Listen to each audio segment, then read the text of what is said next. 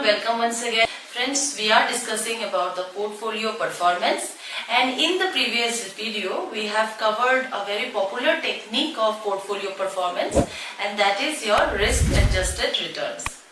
So what we are basically trying to see is that how can we see how good your portfolio is performing.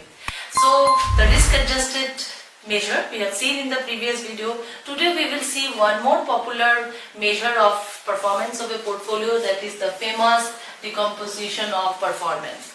So friends, this method is basically, it believes that whatever is the return of a portfolio is coming because of some risk-free return, because you are getting a return which is over and above the risk-free return plus excess return. Let me explain you what does this mean, excess return.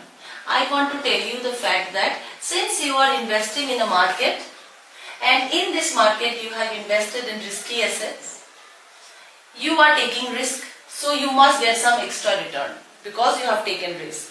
So how much extra you will earn is your risk premium, right? This is your extra or excess. This excess you are getting because you have taken the risk, but you must get something which is minimum, which any investment without risk gives you. If you have put your money in a very safe kind of investments, maybe bank or government security, there is a fixed return that you will get, and it is devoid of any risk. It doesn't have any risk. So whenever you are investing in a risky asset, you are getting something extra. Why you are getting extra? Because you have taken risk. So extra over what? Extra over the risk-free rate. So I must get the risk-free rate, but over and above I must get something extra because I have taken risk. If I have not taken risk, I will not expect any excess. I will just be happy with the risk-free return. So that's the point here. So your portfolio is generating something which is any risk-free asset gives you, but since you have invested in risky assets, so you get something excess. Now this excess return, as I have told you, is because you have taken risk. That because of this, because you have taken risk, it could be so that your asset selection was the best. In your portfolio, you selected some such assets because of the performance of those assets is such that it gives you some excess return.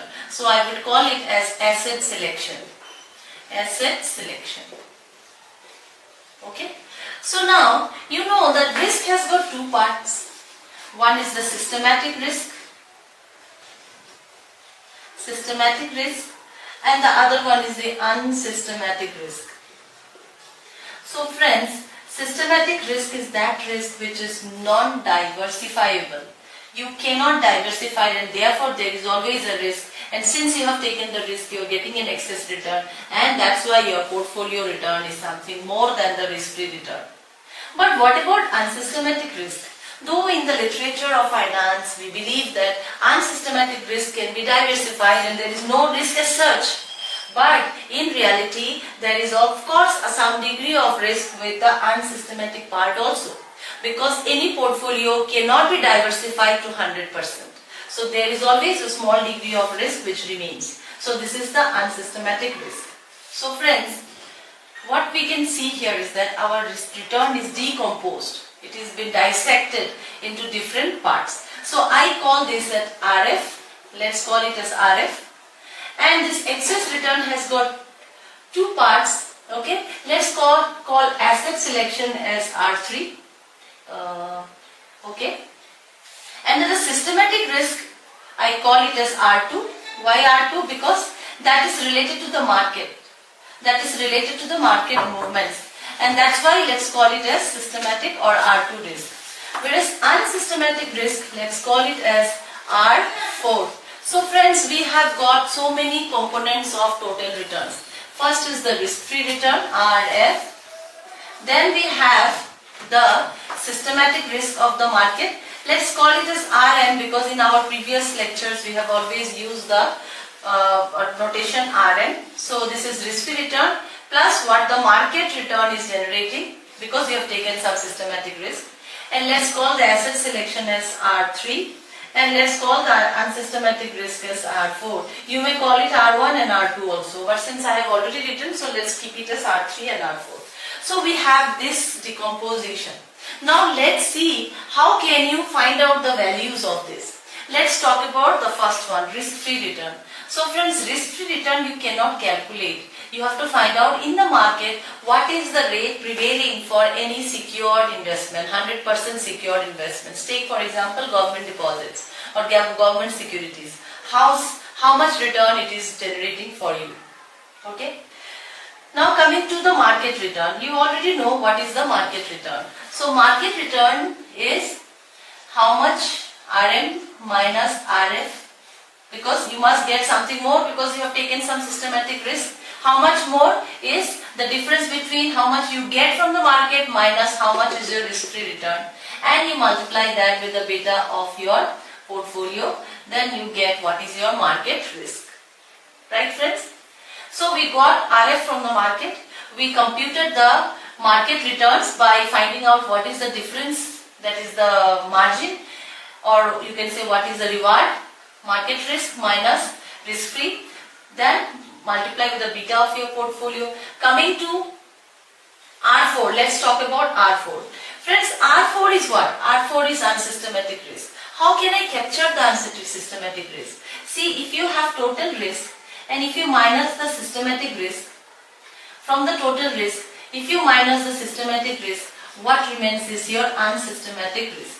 We have seen that the total risk has got two components, systematic and unsystematic. So if you minus the systematic, you will get unsystematic risk. If you minus the systematic from the total risk, you get the unsystematic risk.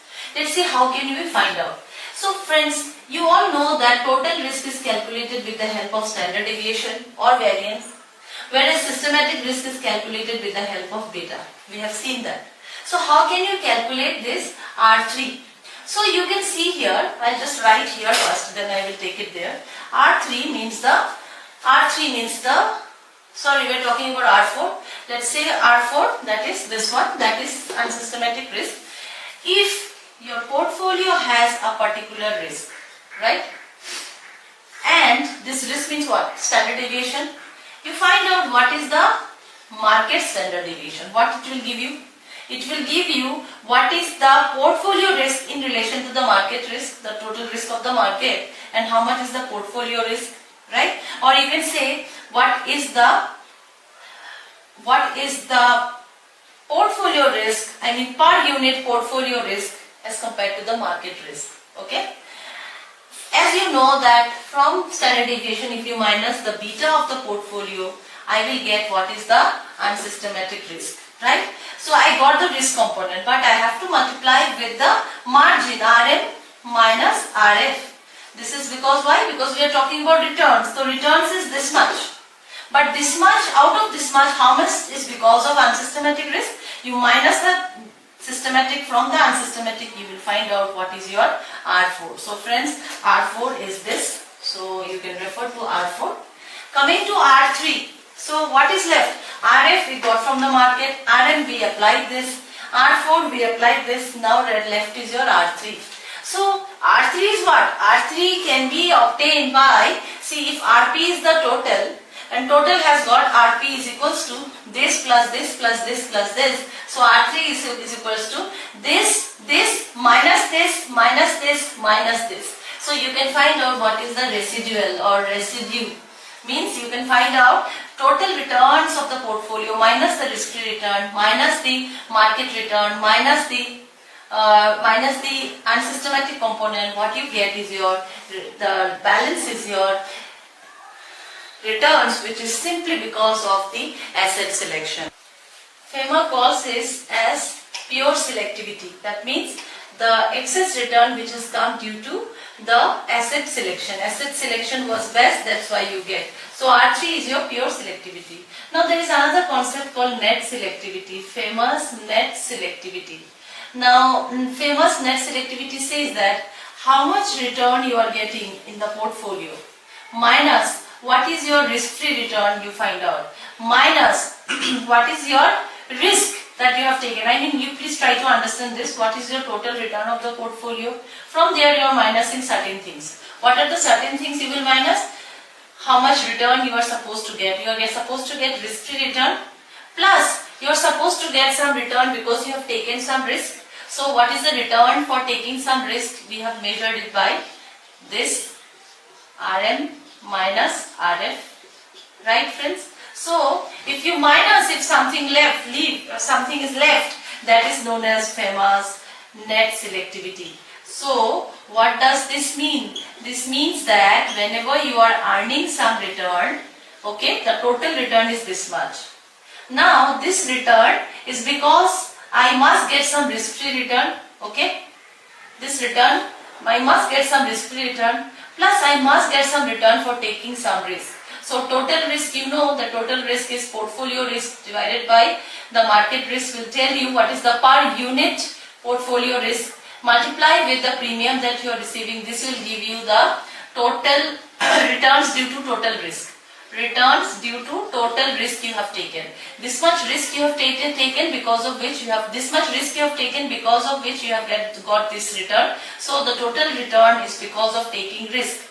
And this is because you must get over and above something which is risk-free. But still something is remaining. That something is known as Fema's net selectivity. So friends, that's all for this video. Here we have seen that Fema has decomposed the total returns into so many components, and he has very clearly pointed out how we can capture each of this.